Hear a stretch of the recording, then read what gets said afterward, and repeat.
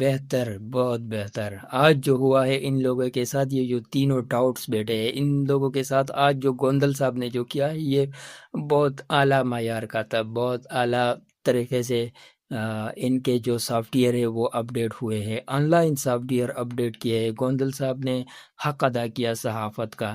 تو یہ تینوں آپس میں ایک دوسرے کو دیکھنے لگے کہ یہ کیا ہو گیا۔ اب آج تو گوندل صاحب حقیقت کھول رہے ہیں۔ مولانا صاحب نے خود کہا تھا کہ ہم نے کس طرح عمران خان کی حکومت گرائے تھے، لیکن یہ لوگ کہہ رہے ہیں کہ نہیں، ہم جس انداز میں بیان کر رہے ہیں آپ کو اسی انداز میں ماننا ہوگا۔ چلو اس ویڈیو کو آخر تک ضرور دیکھیے، آپ کو یہ دیکھنی چاہیے۔ ویڈیو کے ساتھ میں نے تھوڑا سا چینجنگ کی ہے، کاپی رائٹ کا مسئلہ ہوتا ہے، تو آپ کو یہ دیکھنی چاہیے۔ ناز گوندل صاحب، یہ جو کیس ابھی بلڈ اپ کیا ہے مزمل صاحب نے، یہ عمران خان صاحب کا سٹائل آف پالیٹکس ہے، جس کو وہ یہ کہہ رہے ہیں کہ جناب پہلے آپ کہتے ہیں امریکہ نے گورنمنٹ گرائی ہے، پھر کہتے ہیں امریکہ نے گرائی، جنرل باجوہ نے یہ سب کچھ کیا ہے۔ تو کیا عمران خان صاحب اگر کوئی ڈیل چاہتے ہیں یا کوئی معاملہ، چل میں ڈیل کا لفظ استعمال کرتا ہوں، معاملہ کو طے کرنا چاہتے ہیں، will he change his style of politics?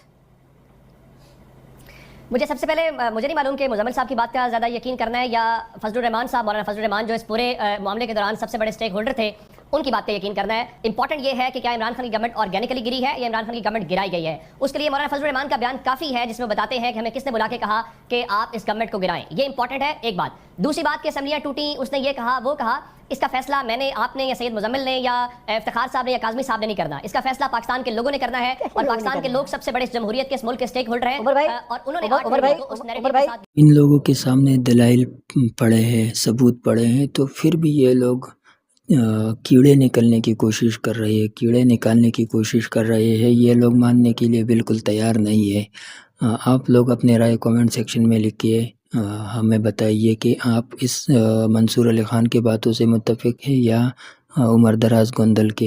آگے ویڈیو دیکھتے ہیں۔ عمر بھائی، یہ ایکچولی وجہ کیوں ہے؟ اس سوال کی وجہ بڑی امپورٹنٹ ہے۔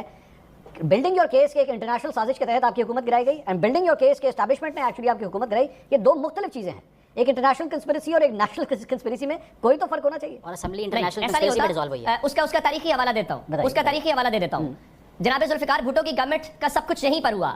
کیا آج تاریخ نہیں بتاتی کہ ذوالفقار علی بھٹو کی حکومت کیوں گری، کس نے گرائی؟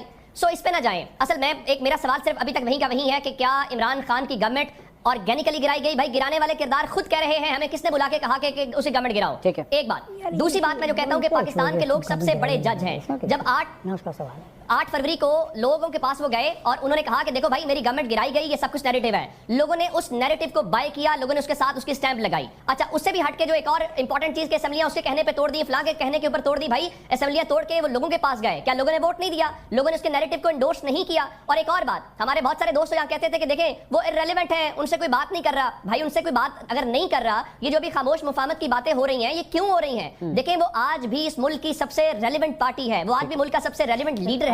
کیوں؟ اس لیے کہ اس کے نام پہ ووٹ پڑتا ہے۔ آپ نے جس طرح کاظمی صاحب حوالہ دے رہے تھے، آج بھی 2 الیکشنز ہو رہے ہیں 2 جگہوں کے اوپر، آپ نے ان کو آج بھی آزادانہ نہ ان کے سمبل کے ساتھ ان کو جانے دے رہے ہیں۔ صرف کس طرح مزمل کو اور جو افتخار ہے، منصور ہے، یہ تینوں آپس میں ایک دوسرے کو دیکھنے لگے کہ یہ کیا ہو گیا ہے، آج عمر دراز گوندل کو کیا ہو گیا ہے، کیا وہ تو ہمارے سامنے وہ ثبوت دے رہے ہیں، ثبوت رکھ رہے ہیں، ہم اس کے اوپر بھی اعتراض کرتے ہیں۔ عوام کو پتہ ہے کہ آپ لوگ ٹاؤٹس ہیں، آپ لوگ بکے ہوئے ہیں، آپ لوگوں کا ایک منشور منصوبہ ہے کہ ہم اس ملک کے ساتھ جو مخلص ہے، جو سچ ہے، وہ چھپائیں گے۔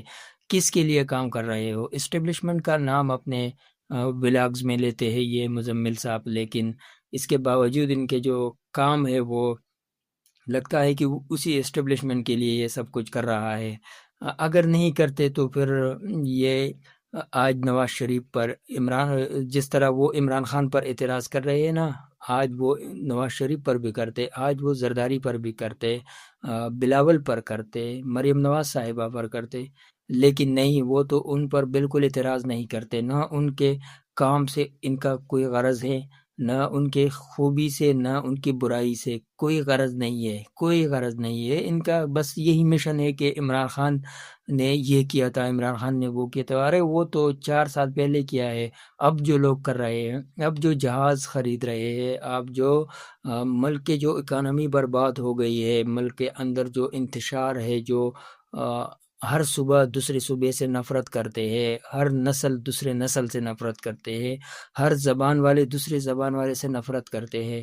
یہاں پر دہشت گردی اور اس طرح کے واقعات ہو رہے ہیں، اس پر بات نہیں کرنی ہے. اگر کرنی ہے تو عمران خان پر کرنی ہے.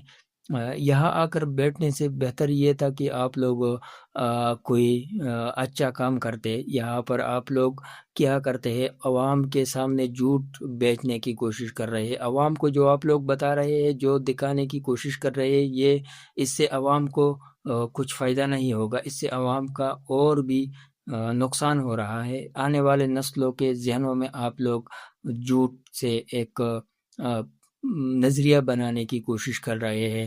آپ لوگ گودی میڈیا کی طرح کام کر رہے ہیں. گودی میڈیا سے پاکستانی میڈیا سے 4 پوائنٹ پیچھے ہے. باقی 153 پر پاکستانی میڈیا ہے اور 157 پر گودی میڈیا ہے. تو یہ 4 پوائنٹ جو ہے، یہ بھی میرا خیال سے جب اس پر تحقیق ہو رہا تھا کہ پاکستان میں آزادی رائے کا کوئی آزادی رائے ہے یا نہیں، ہندوستان میں کس طرح ہے، تو اس میں شاید میرا خیال سے غلطی ہو گئی ہے. ہندوستان کے بڑے بڑے یوٹیوبرز ہیں، وہ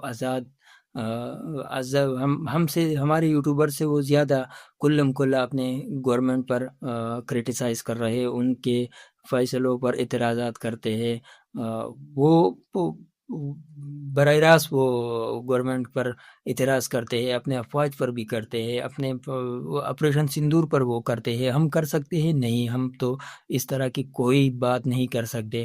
ہاں، آپریشن سندور میں جو جواب دیا ہے پاکستان نے، اس سے تو ہم کہہ سکتے ہیں کہ پاکستان نے ایک تاریخ رقم کیا ہے. لیکن اگر خدا نخواست ایسا نہیں ہوتا، جس طرح ہندوستان کے ساتھ ہوا ہے اسی طرح پاکستان کے ساتھ ہو جاتا، تو کیا ہم اس پر بات کر سکتے؟ نہیں. ہندوستانی میڈیا کرتے ہیں. ہندوستانی میڈیا، وہ گودی میڈیا کی بات نہیں کر رہا میں، آزاد میڈیا جو وہاں کی ہے، جو پاکستان میں بالکل نہیں ہے. آزاد میڈیا، وہاں کی جو آزاد میڈیا ہے، وہ اس پر بات کرتے ہیں. وہ اس پر بات کرتے ہیں کہ ہمارے کتنے پلینز جو تھے، ایئر کرافٹ جو تھے یا فائٹر جیٹ جو تھے، وہ گرے تھے، کتنا نقصان ہوا تھا ہمارا. اس کے بعد جو وہاں کے الیکشنوں میں جو دھاندلی ہوئی ہے، وہ کلم کھلا کہہ رہے ہیں.